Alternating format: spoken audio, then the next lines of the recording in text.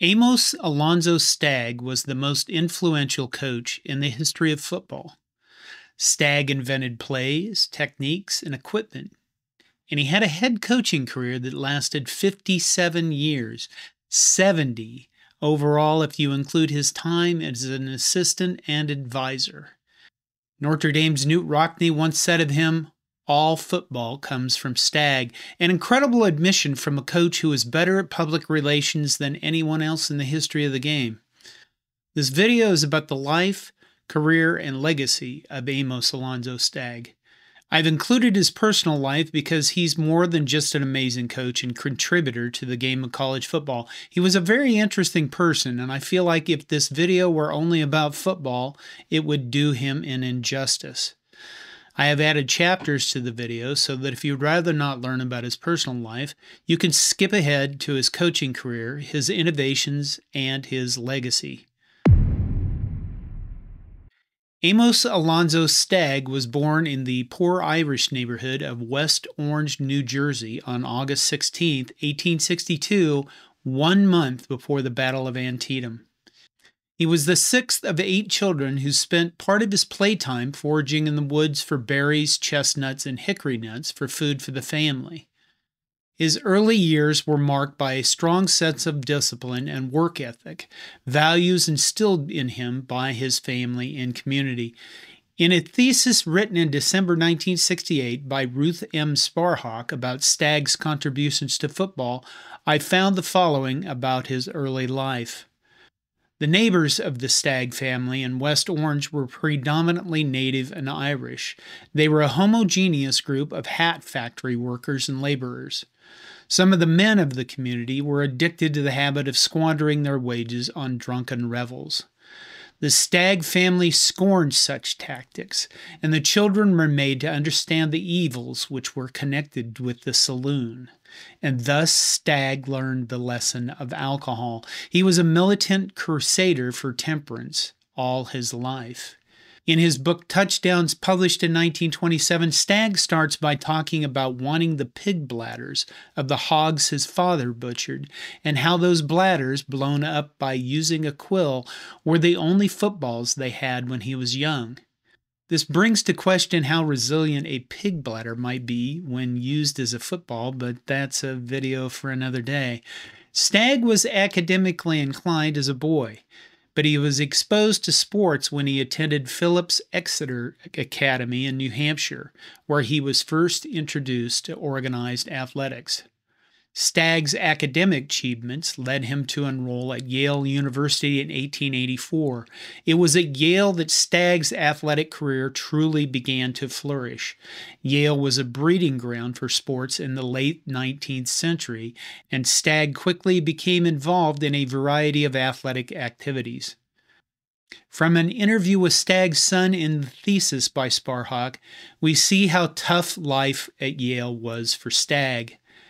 My father adopted a 5 and 10 cent budget for food. He allowed 5 cents for breakfast, 10 cents for dinner, and 5 cents for supper. His room, once again, was an unheated garret room and cost $1 per week. A garret was basically an unfurnished room at the top of a building, so not much to live in. He was unable to withstand this starvation diet for long, and one day on the way to class, he became ill. My father was suffering from undernourishment. A few days later, he succeeded in obtaining employment as a waiter in one of the student dining halls. His older brothers and sisters were able to provide financial assistance for the first time. Though he would become known for his contributions to football, he initially made his mark in baseball, becoming a star pitcher on Yale's baseball team. He had offers to play professional baseball from 6 different teams. Again, from Sparhawk's thesis, why Stagg turned down the baseball offers.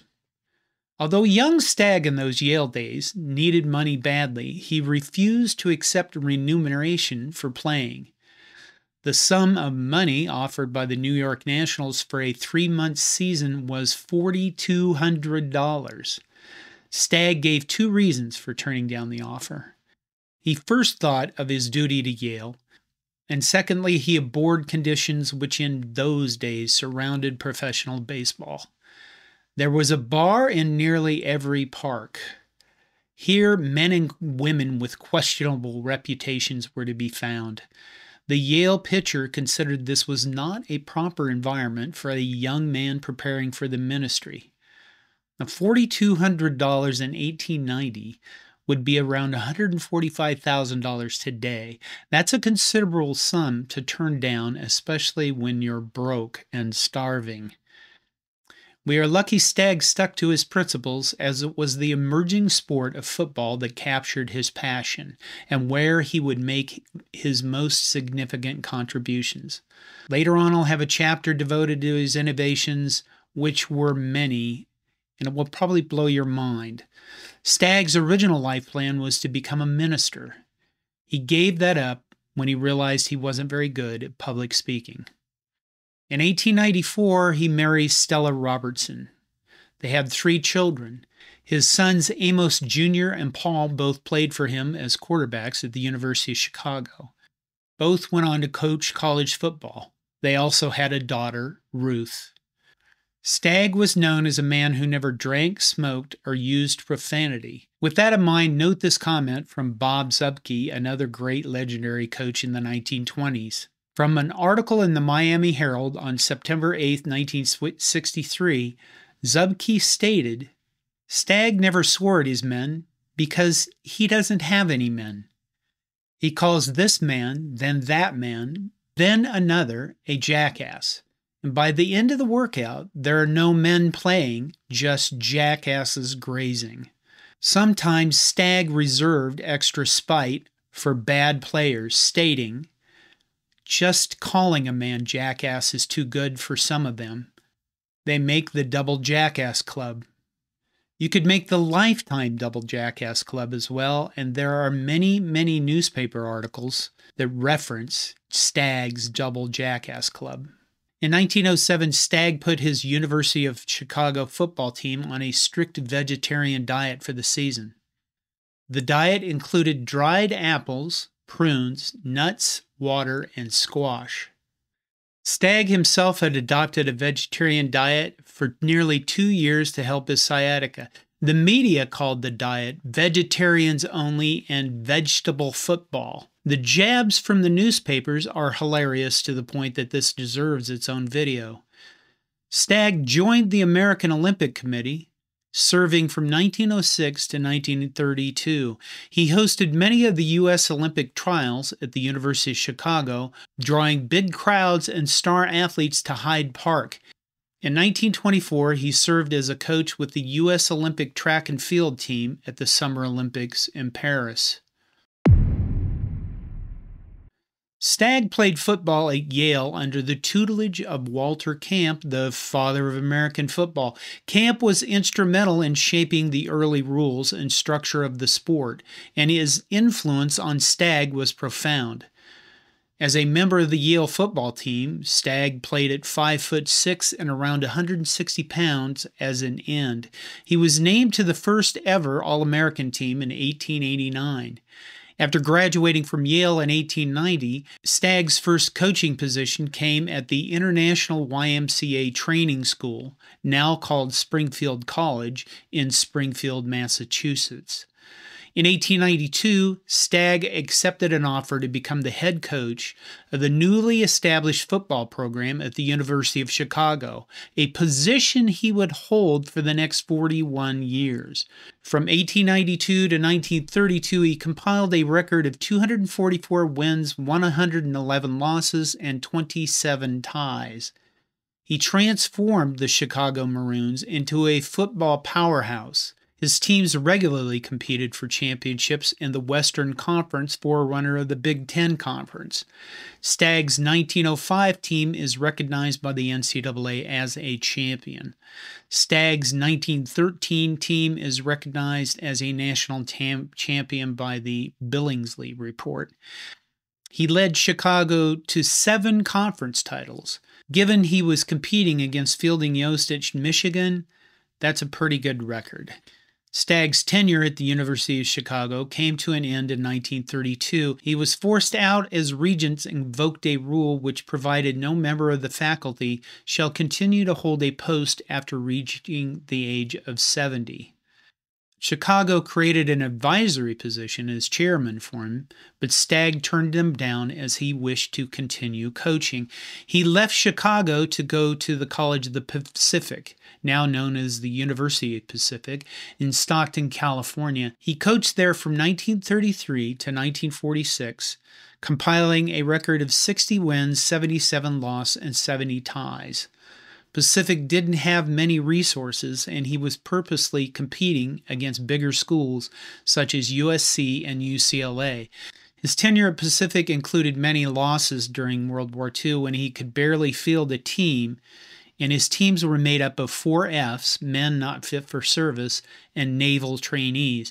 In 1943, Pacific went 7-2, only losing to USC and Marshfield, a team from the Army Air Force's 4th Air Force, that's a mouthful, stationed at Marshfield. Pacific finished 1943 ranked number 19. Stagg was voted Coach of the Year as well as football's Man of the Year. At the end of 1946, Pacific asked him to retire at the age of 84.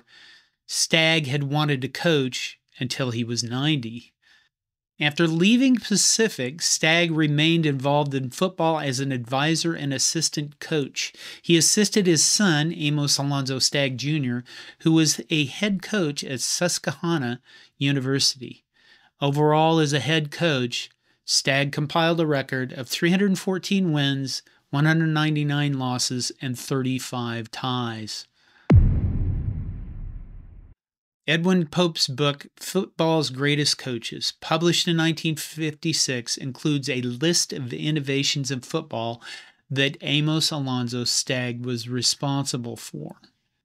Pope states his brainchildren include the ends back formation in 1890, the reverse play in 1890, the first indoor game in 1891 in Madison Square Garden, the 7-2-2 defense in 1891, bet you didn't know that existed, the first book on football with diagrams with Minnesota's Dr. Henry Williams in 1893, the first intersectional game, 1894, Chicago-Stanford, the huddle in 1896, the direct pass from center, 1896, wind sprints, 1896, line shifts, 1897, lateral pass, 1898, man in motion, 1899, unbalanced offensive line, 1900, lights on practice field, 1901, backfield shift, 1904, awarding letters, 1906, numbering players, 1913, cross-blocking, 1918, knit pants in 1927,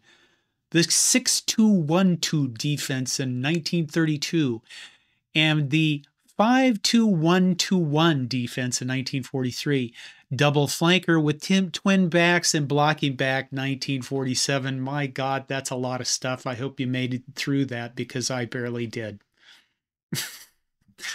Other sources credit Stagg with the onside kick, the quick kick, the short punt, the placement kick, the Notre Dame box, which was an offense, the Statue of Liberty play in 1908, sleeper play, the quarterback keeper, the delayed buck, which basically would be a draw play, linebacker position, hip pads, numerical designation of plays, padded goalpost, and the end around. Still others credit him with inventing the forward pass. It's here I want to stop and talk about innovation in early football. If you know anything about college football history, you were probably triggered by one of the things I've just mentioned, thinking, Stagg didn't invent that. For example, the invention of the huddle in 1894 is typically credited to Paul Hubbard, a quarterback for Gallaudet University, which is a deaf university. Hubbard created the huddle to prevent opposing teams from seeing him use American Sign Language to call the plays. Despite that, Stagg is credited by many with the invention of the huddle during an indoor game, which Pope says happened in 1891, but Allison Danzig in the History of American Football says was in 1896. Still, others credit Robert Zubke, wonderkind coach at Illinois, with inventing the huddle in 1921. The backfield shift is listed as in 1904, but there was plenty of shifting going on before that. Honestly, I'm not sure how Stagg gets credit for it. And then there's the big one, the forward pass. Eddie Kokums at St. Louis University, Pop Warner at Carlisle, and Gus Duras at Notre Dame are all important figures around the beginning of the forward pass. Who threw the first forward pass? Oh, how we could argue that, but I don't think it matters who does things first. I think it's more important that someone creates an innovation that everyone else adopts, because it's that much of a weapon or change in football that everybody else wants to use it. With regards to that, the forward pass could be equally split between Stagg, who defeated the University of Minnesota in 1907 with 3 forward passes, Carlisle, because they used the pass in their offense with great virility, and Eddie Kokums under St. Louis, because they did the same thing.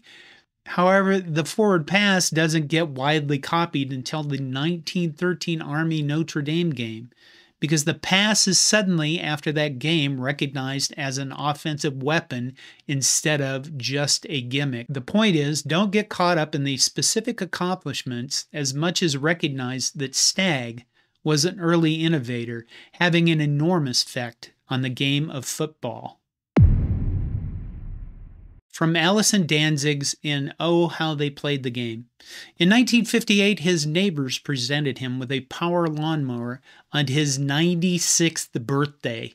He declined the gift with thanks.